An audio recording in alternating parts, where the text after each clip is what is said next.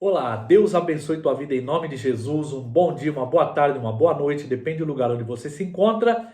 Eu sou o pastor Robson, estou aqui para trazer uma palavra poderosa da parte de Deus que com certeza abençoará e edificará muito a sua vida. Eu peço que você fique até o final, estude as lições, teremos aplicações no final. As aplicações são fundamentais porque a palavra de Deus ela não produz fruto somente quando a entendemos, e sim quando aplicamos. Então é de mera importância aplicarmos a poderosa palavra de Deus. Hoje nós vamos trabalhar aqui a primeira carta que o apóstolo Paulo escreveu a Timóteo.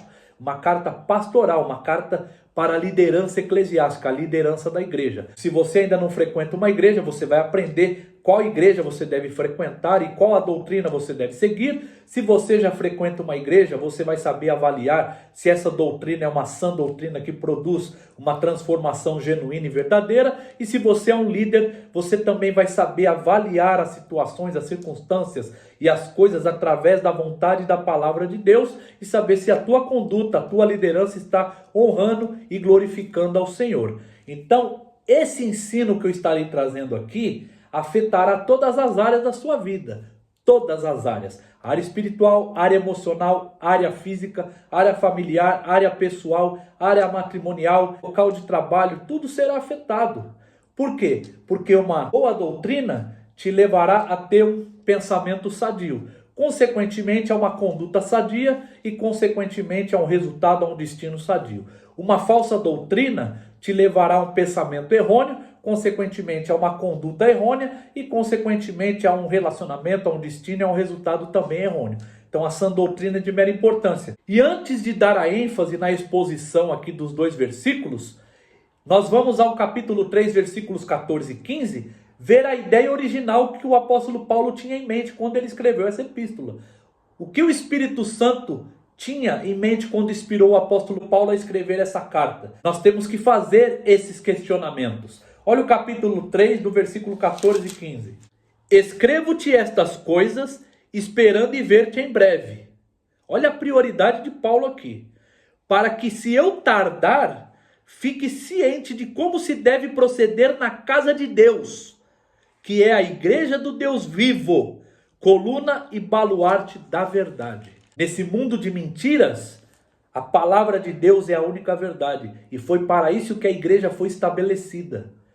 Para que o povo de Deus aprendesse quem Deus é, como ele pensa, como ele age, o que ele quer para o seu povo, como o seu povo deve viver, agir e glorificá-lo.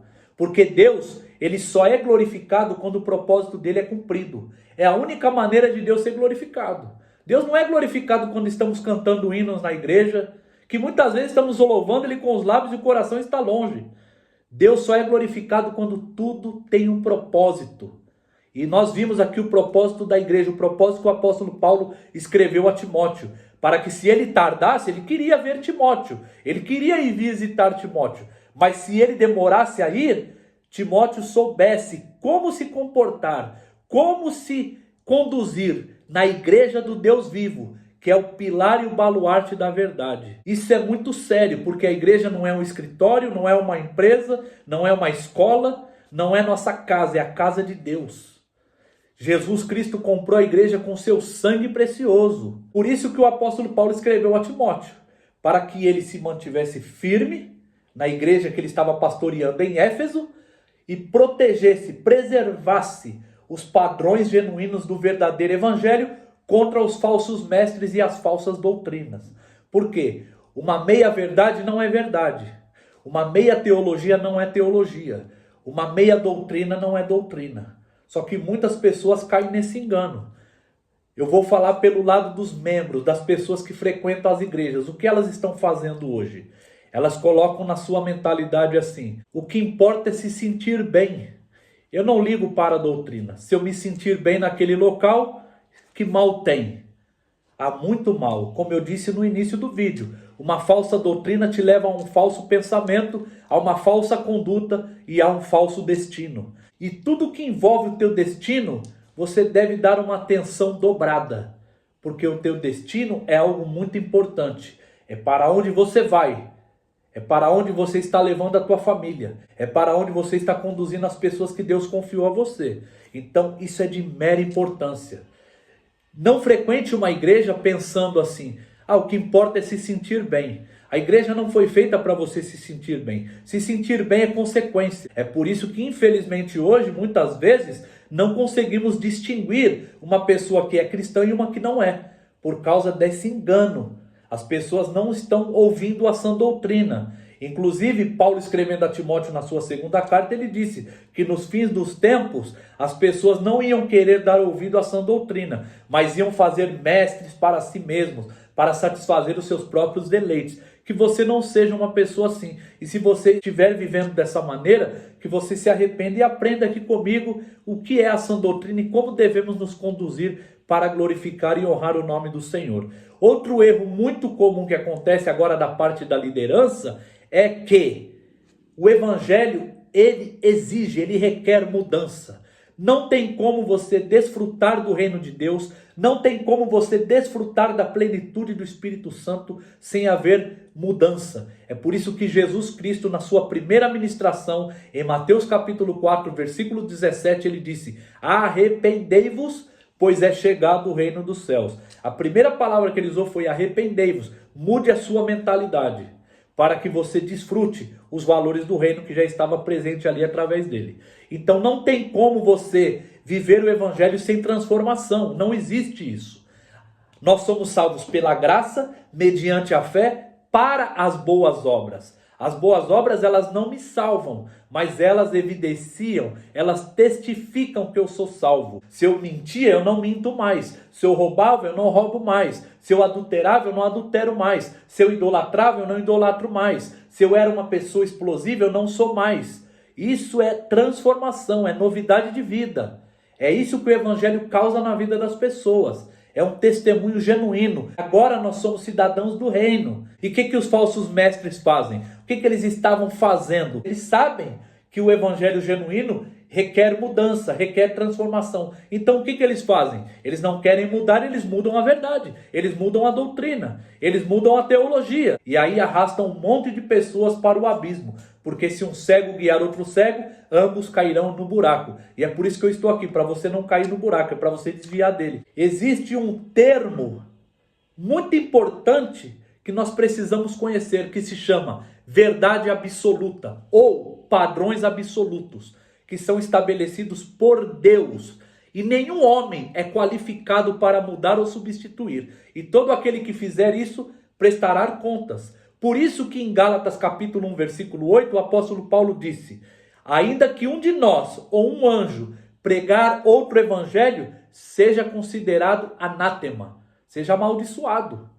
E em Gálatas capítulo 6, versículo 7, o apóstolo Paulo disse: de Deus não se zomba, o que o homem plantar, ele também colherá. Então vamos ler aqui o que Paulo escreveu no início, na introdução, na sua credencial e a quem ele endereçou a epístola. Nós vamos trabalhar aqui os dois primeiros versículos. Olha o que ele diz. Primeira carta de Paulo a Timóteo, versículos 1 e versículos 2. Paulo, apóstolo de Cristo Jesus, pelo mandato de Deus, nosso Salvador, e de Cristo Jesus, nossa esperança. A Timóteo, verdadeiro filho na fé, graça, misericórdia e paz, da parte de Deus Pai e de Cristo Jesus, nosso Senhor. Nós vamos estudar essa epístola e que Deus me dê graça e misericórdia para que eu consiga expor toda ela aqui no decorrer dos dias, para nós vermos aqui claramente que Paulo, ele não vai buscar métodos seculares, ele não vai buscar métodos, estratégias do mundo, ele não faz isso. Está nas Escrituras. Por quê? Porque a ideia de Deus é a ideia melhor, é a ideia maior. Não tem que ser ideia do homem. E hoje, infelizmente, pastores renomados, pastores conhecidos, estão aderindo métodos mundanos, seculares dentro da igreja, ignorando a verdade genuína da palavra de Deus. Lembra que eu disse pouco atrás? Verdade absoluta ou padrões absolutos. Não podem, o homem não é qualificado a substituir ou mudar aquilo que Deus estabeleceu. Por isso que nós temos as Escrituras. E foi para isso que Timóteo foi colocado em Éfeso, para preservar a santidade, o valor do evangelho genuíno e não permitir que as pessoas ficassem naufragando na fé, seguindo os ensinos de falsos mestres e falsos líderes. Isso exige preparação. Hoje tem muitas pessoas que nem crentes são e estão lá na igreja pregando, ensinando em posição de liderança. Ou pessoas que se converteram de manhã e de noite já estão pregando. E não é assim que funciona. E por isso que Paulo, aqui no versículo 1, ele dá a sua credencial, a sua identificação. Ele diz: Paulo, apóstolo de Cristo Jesus, pelo mandato de Deus, nosso Salvador, e de Cristo Jesus, nossa esperança. É importante porque Paulo tem autoridade para escrever o que ele escreveu. Inclusive, ele escreveu 3 epístolas no Novo Testamento, incluindo essas 3 epístolas pastorais. 1ª e 2ª Timóteo e uma carta a Tito. Timóteo, um jovem pastor que estava pastoreando a igreja em Éfeso, uma igreja com muitos desafios internos e externos, uma igreja com muita oposição, muita turbulência. Então Timóteo precisava de treinamento, e Tito, que estava em Creta. Então Paulo, ele tem autoridade por quê? Porque Paulo, antes de ser apóstolo de Cristo Jesus, ele era um fariseu e perseguidor da igreja, um perseguidor feroz contra a igreja de Cristo. Mas a graça de Deus veio sobre a vida dele e ele se tornou um instrumento escolhido para levar o evangelho aos gentios. Você pode ver isso cuidadosamente no livro de Atos, inclusive no capítulo 8, capítulo 9, outros testemunhos ali da parte de Paulo, inclusive no final do livro de Atos, outras epístolas. Então você vai ver que Paulo, ele foi alcançado por essa graça. Ele experienciou genuinamente essa graça na vida dele. E eu também experienciei essa verdade absoluta, essa graça em minha vida, e fui transformado por causa da sã doutrina através do Espírito Santo. Por isso que eu levo essa verdade com convicção e com total autoridade. Paulo, apóstolo de Cristo Jesus, pelo mandato de Deus. Ele não se auto-intitula apóstolo, ele não se torna apóstolo porque ele quer, ele não se torna apóstolo porque algum homem, alguma igreja intitulou ele como apóstolo, mas pelo mandato de Deus. Cristo Jesus que o escolheu, Cristo Jesus que o chamou, Cristo Jesus que evidenciou, testificou que havia chamado ele. E hoje nós vemos aí muitos homens se auto-intitulando apóstolos. Não são apóstolos verdadeiros, são falsos apóstolos. Porque Paulo, ele pagou o preço do apóstolo aqui. A palavra apóstolo é enviado para fora. É aquele que representa o reino oficialmente. E aqui houve um custo, houve um preço. É só ler as epístolas que ele escreveu e ver o que ele passou. Lê as 2 cartas a Coríntios. O que ele enfrentou. Lê 1ª e 2ª Tessalonicenses. Lê Atos capítulo 16, quando ele estava em Filipos. O que ele enfrentou? Perseguições, acusações, cadeias. Tem cartas que o apóstolo Paulo escreveu aqui, você pensa assim: nossa, ele deve estar num paraíso. Eu acho que ele está no melhor lugar. Ele estava preso. Ele estava numa cadeia por causa do evangelho. Ele estava preso em Roma. Inclusive, ele escreve essa carta a Timóteo, a 1ª epístola, depois que ele foi solto da primeira prisão dele. Ele foi preso em 60 depois de Cristo e ficou preso 2 anos numa prisão domiciliar, onde ele poderia receber visitantes. Ali ele escreveu 4 epístolas. Ele escreveu Efésios, Colossenses, Filipenses e Filemão. Depois que ele foi solto dessa prisão, ele escreve essa epístola a Timóteo. E a segunda carta que ele escreve a Timóteo, ele está na sua 2ª prisão, onde ali ele já é martirizado, ele já é executado por Nero. Então é importante entender isso aqui. Esse apostolado dele aqui não trouxe a ele luxo, não trouxe mansão.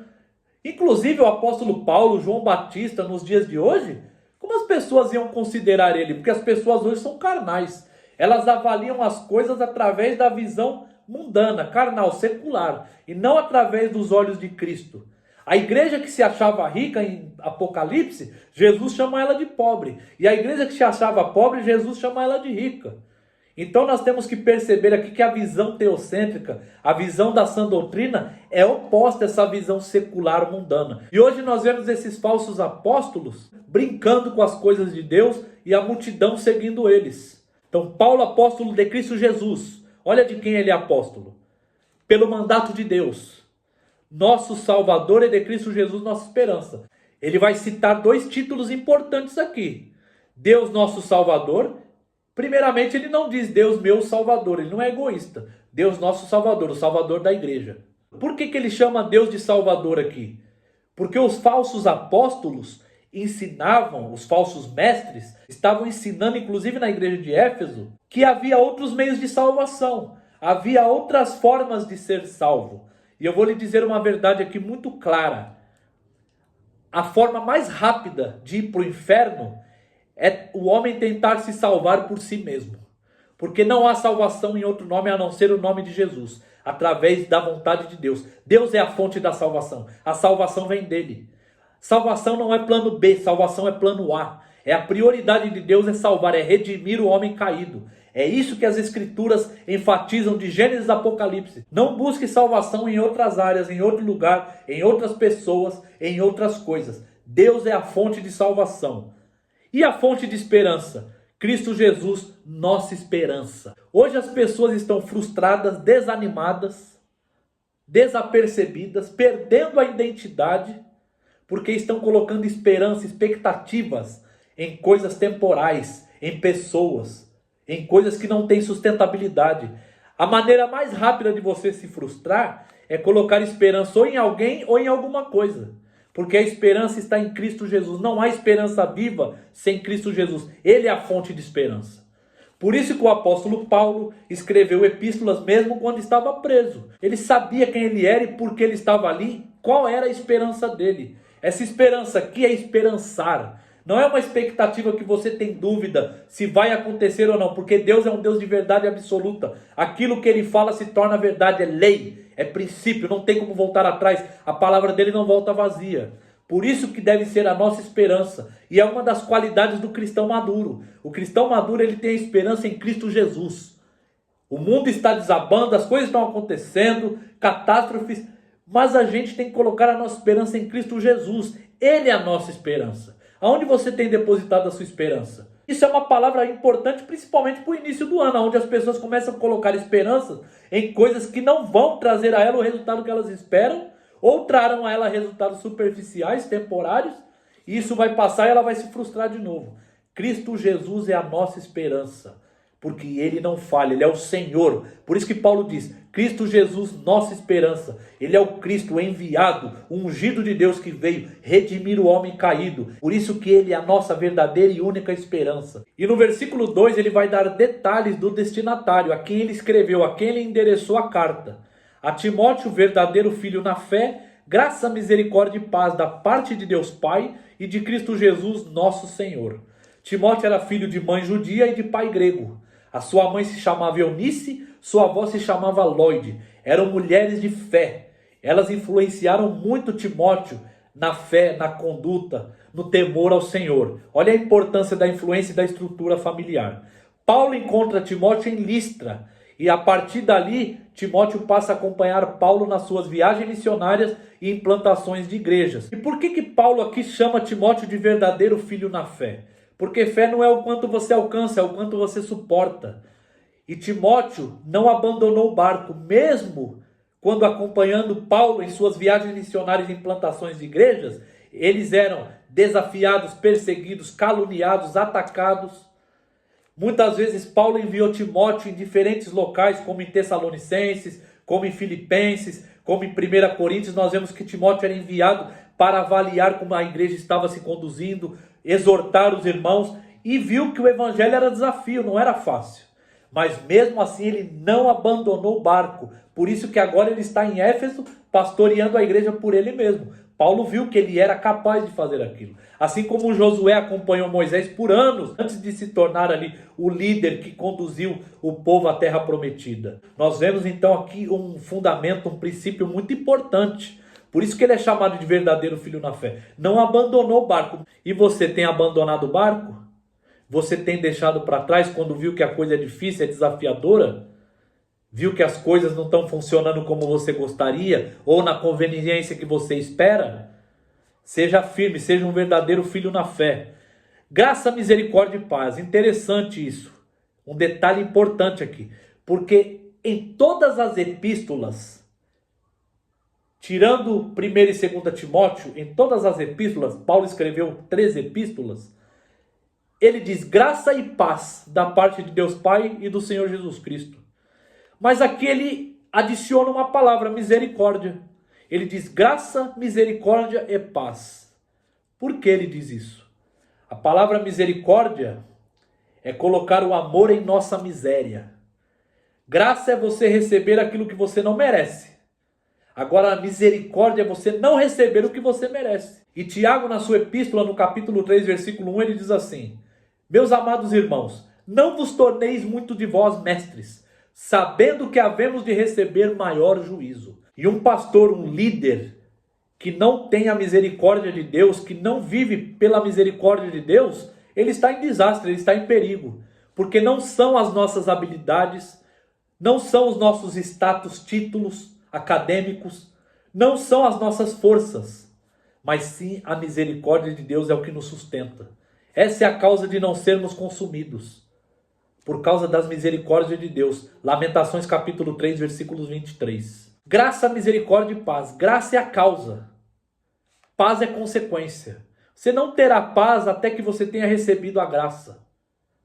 Porque a paz aqui é a palavra shalom, é um estilo de vida, não é a ausência de guerra, não é a ausência de problemas, como muitos pensam. Não é algo que você compra e paga, mas é algo que você recebe, é consequência da graça. Você tem recebido a graça de Deus? Tem aceitado a graça de Deus?